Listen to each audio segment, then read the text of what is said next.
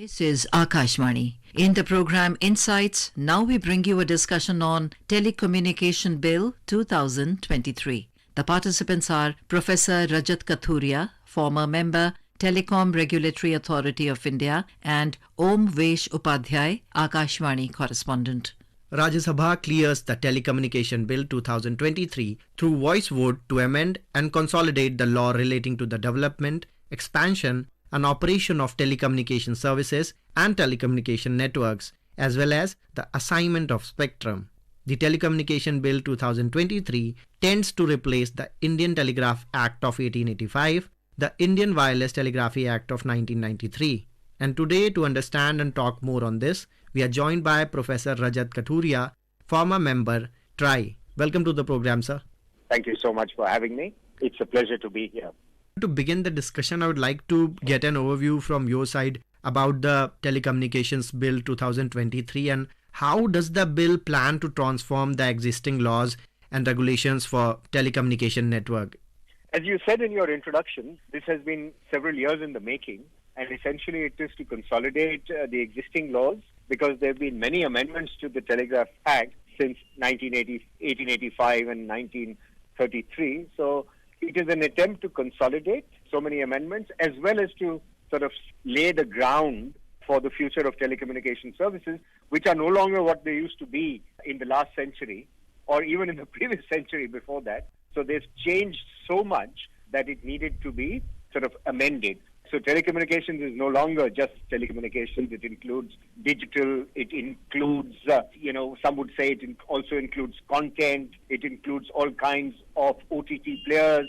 It includes licensed players. It includes unlicensed players. So there was a need for consolidation, and I think that has been done. Whether it meets the sort of demands of a competitive and a global telecommunications sector is, I think, another story. Absolutely. And if we dig deeper into the details of telecommunications bill, what are the key shortcomings of the current system that the proposed bill aims to address? I think one of the things that the 1991 reforms did in India was to, I think, give a sense the fact that the state was withdrawing from the economy. That was a clear sense that the license Raj had gripped the economy and production was being hampered by the intervention or the interference of the state. So 1991 clearly established the fact that the state intended to withdraw of goods and services. What in other countries, governments do is to regulate, manage for the sector. And that is what I think 1991 signaled. And therefore, in sectors where there was likely to be monopoly, especially in some things like sectors like the telecommunication services or financial services or the electricity, they created regulators. And in telecommunications, we created the Telecom Regulatory Authority of India, and thereafter we created the TDSAT, which is the Telecom Dispute Settlement Appellate Tribunal. So what this signaled was more and more participation of the private sector, and the government would have a role in managing and regulating the services. What this bill does is it sort of, I think it is telling, the signal is that the government is going to be involved in regulating much more than it was designed in, I would say, 1998. Of course, be fair to the government, the content has changed a lot, and therefore there needed to be something around, what is permissible and what is not permissible to be transferred across telecommunication services. All right. So, sir, when we will dig deeper into the bill, this bill will allow the government to take over, manage or suspend any telecom service or network for national security reasons. That is, if needed in a war-like situation, the government will be able to intercept messages on the telecom network. So there is this segment of society as well, the critics, they are saying that the sweeping powers given to the state has led to the fears of mass surveillance and violation of the right to privacy. Being an expert, how do you see that? And I would request you to please clear an air around that. Yes, I think that, the government always reserves the right in any bill or any law. For example, even in the Personal Data Protection Bill, the government had reserved the right to intervene in a situation where there was national security at risk. Now, in a warlike situation, of course, everything is very apparent, so one doesn't need any justification. But in other situations that compromise national security, in the opinion of the government has the right to intervene, and the manner of intervention as well as the conditions under which such intervention is justified. I think a lot of society wants that to be made clear upfront. What are those situations? And it's difficult for the government, other than give examples, I think it's difficult for the government to specify every situation upfront, but perhaps giving an example or two might help. But I think in terms of the fear, some of the fear might be justified. The internet behaves, or the digital services or telecommunications today allows itself for sort of a panopticon kind of solution, or what George Orwell in 1984 mentioned, that somebody is watching you, so there is a situation where you are under surveillance. So that fear is justified, I think, given that this is a reading of a document or the reading of the law. However, I think that the proof of the pudding will be in the eating, which means that whatever the law is, whether it exists on paper or not, I think the implementation becomes crucial. Sometimes, even when the law is loose or sort of doesn't allow for certain things, the implementation of the law is such that the implementation of the rules is such that it violates its own law, or in other situations where the law allows for it and the executive or the implementing agency doesn't do that. So I think the proof will be in the implementation, how it is implemented. I can give you examples from I'll give you a quick example from other spheres. For example, the government said, I will now accept every digital signature or digital certificate in the operation of free trade agreements or in the operation of the trade facilitation agreement. Now, it has become common practice, but when it was introduced, there was a lot of sort of dispute on how the law was to be implemented, whether digital signatures will actually apply or not. Indeed, and amid the various amendments, there is also this punishment of up to 3 years in jail or up to 50 lakh fine has been given for purchasing a fake SIM, and also the mandatory biometric authentication. So when we look at amendments or new regulations like these, that means that there will be enhanced security and counter telecom frauds. How significant is this particular step in this regard, Professor Kathuria? I think fraud SIMs and this deterrence that the penalties will be now sort of very high. One of the things that law always talks about is proportionate penalties. So you don't want to have disproportionate penalties to the crime or to the violation, lack of compliance with the law that is there. So I think that this bill in various guises brings about the case or brings to mind this issue of disproportionality. So I think that is a criticism of the law in general. But in this specific case, people who are using SIMs for genuine purposes need not fear at all, because you just have enhanced measures of security. But I guess it will become a problem, or it will become just a pain for every individual to constantly give the biometric, and sometimes the biometric works, sometimes it doesn't work. Your thumbs, your fingerprints, sometimes there is erosion, and then you have trouble in that transaction. So the transactions costs in terms of time might increase for new SIMs, etc.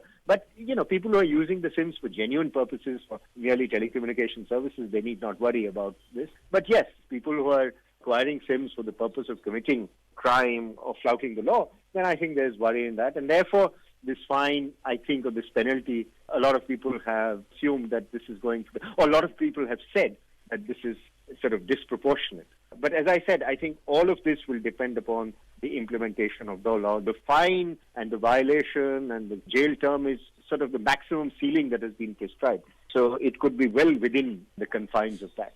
All right, Professor Kathuria. And here, if we talk about the allotment of spectrum thing, how the proposed changes will be done in that regard? What are the proposed amendments regarding the allotment of spectrum, and how they might strengthen the whole of telecom industry? So I think this has been a big issue for telecom for for almost, decades now, 2 decades. Allocation and assignment of spectrum have been a big issue for the telecommunication industry, precisely for reasons I think that has been brought on by the industry itself. So I think they're largely to blame on the way in which spectrum is allocated today through auctions, and the way the auctions have been designed tend to be extractive in nature. I mean, that's my reading of the situation. And auctions, according to this bill, are here to stay. and auctions will be the method by which assignments of spectrum will be done.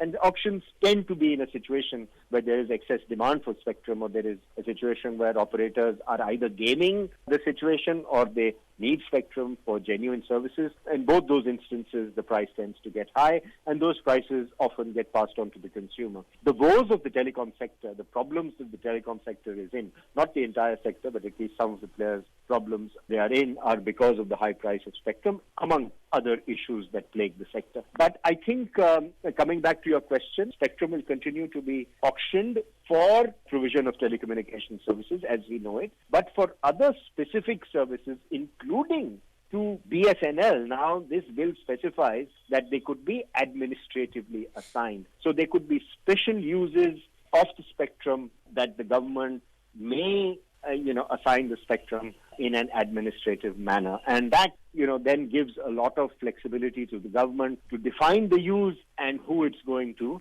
give the spectrum to. Now, again, there could be a lot of asymmetry and, lack of transparency and discrimination potentially in the way that the government assigns that spectrum. One of the things that already sort of violates the level playing field is BSNL giving the fact that BSNL could be given, or MTNL could be given, spectrum in an administrative manner on a price that is to be decided by the government. So far, the government has been given that spectrum at the price at which the auction has been determined. Now, this could continue or this could be changed. But I think the public sector gets benefits from the government in a sector where there is private sector competition as well. So I think this level playing field issue will continue to exist between BSNL, MTNL and the other players. And I think this is something that the government should address outside of this bill, because I don't think the bill is the right place to discuss whether you're going to have public sector continue to exist in competition with the private sector. But, this is something that could be well addressed outside the bill. On the issue of spectrum, auctioning is here to say. My only advice would be for the government to determine ways in which the auction doesn't necessarily become extractive in nature for the telecommunication players.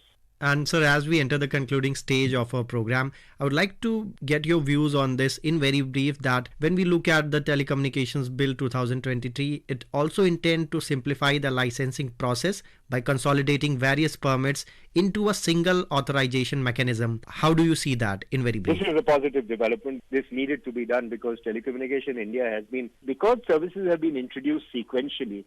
First it was fixed line services, then it was fixed wireless services, then it was mobile services, then internet services. Today, the differentiation between services and also the bifurcation into licensing areas as different areas of operation, as we call in telecom the circles, this has ceased to make sense. The death of distance, the death of geography is complete in telecommunications, right? It doesn't matter whether you're located next to me, proximate to me, or you're located several hours away from where I live. It doesn't matter really. The distance is no longer relevant for the telecommunications sector. So I think simplifying the licensing process, authorizing services is right, because there have been so many different services. OTT is also there. So it makes sense for the government to really simplify this regime, get rid of these artificial barriers between services and artificial barriers between geographical areas. And I think that is a very, very positive move. And the sooner that happens, the better it will be for not only the providers, but also for consumers, because charges about roaming, if you're in your area, if you're in your home state, you'll be charged a particular rate. If you're roaming, you'll be charged a particular rate. I'm talking about national roaming, etc. All those issues will tend to become not only sort of legally done away with. Yes, sir. With these insightful input, we conclude the program. Thank you so much, Professor Kathuria, for joining us today on Akashvani. You were listening to a discussion on Telecommunication Bill 2023. The participants were Professor Rajat Kathuria, former member, Telecom Regulatory Authority of India, and Omvesh Upadhyay, Akashvani correspondent. This program was produced and presented by the News Services Division of Akashvani. You can listen to it on our mobile app, News on AIR. This program is also available on our YouTube channel, News on AIR Official. You may share your feedback about this program through email at airnsdtalks@gmail.com or WhatsApp on 928-909-4044.